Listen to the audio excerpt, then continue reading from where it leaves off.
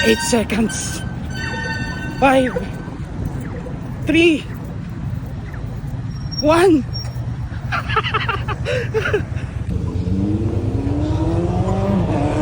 Thank God it's Friday mga ka-OFW.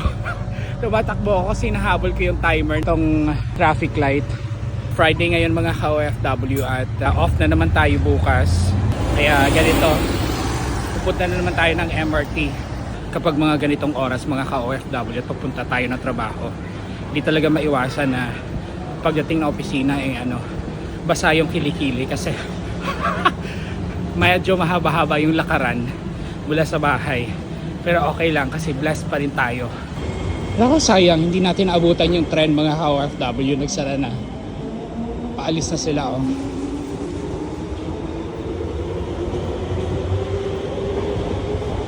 Di bale, antayin na lang natin yung susunod na trend. Yung trend dito sa Singapore mga ka-OFW, hindi naman masyadong mahaba yung interval So, konting oras lang yung aantayin natin.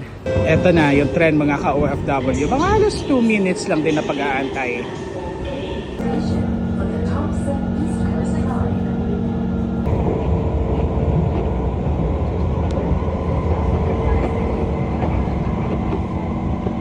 After na train mga ka-OFW, bababa tayo. Tapos maglalakad tayo ng mga less than 5 minutes.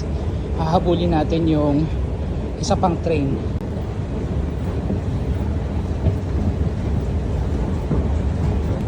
Alam niyo, nakakatawa kasi every morning yung mga tao dito sa MRT para mga zombie.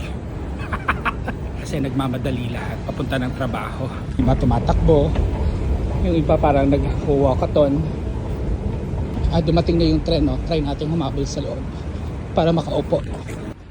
Kakalabas lang natin ng MRT station mga ka-OFW. Tapos maglalakad lang ako ng mga less than 5 minutes papunta sa building na pinagtatrabahuan ko. So every morning ganito yung routine natin. Pero nasanay na ako mga ka-OFW at mas gusto ko yung ganitong routine na naglalakad ako sa umaga. Kahit napawisan, hindi ako nagrereklamo kasi buong araw din naman tayo nakaupo sa opisina para magtrabaho. So maganda tong exercise sa morning. Ang ganda pati ng panahon ngayon mga ka-OFW. Mukhang di uulan mamaya. Yan We're almost in time mga ka-OFW. Ang goal kasi natin talaga hindi malate sa trabaho. Kasi ayaw nating malate kasi parang unprofessional kasi yun kapag nalilate. So sinusubukan natin na maging punctual all the time. Dito na tayo sa office. Okay, boss.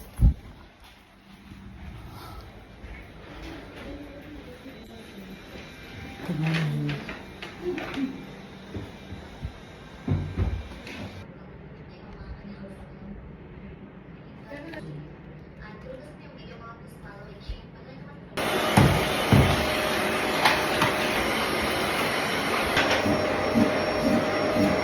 Kakalabas ko lang ng opisina mga ka-OFW. Tapos na yung trabaho natin.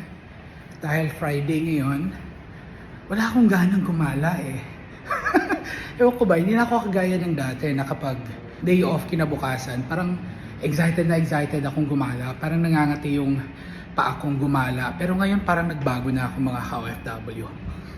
Siguro nag-mature na ako, Siguro dahil mas inuuna ko na yung responsibility mga ka-OFW kaysa gala, kaysa gastos, kaysa barkada. O minsan, nakipag-meet ako sa mga kaibigan. Pero minimake sure ko mga ka-OFW na mas priority ko yung pamilya ko at ang trabaho ko.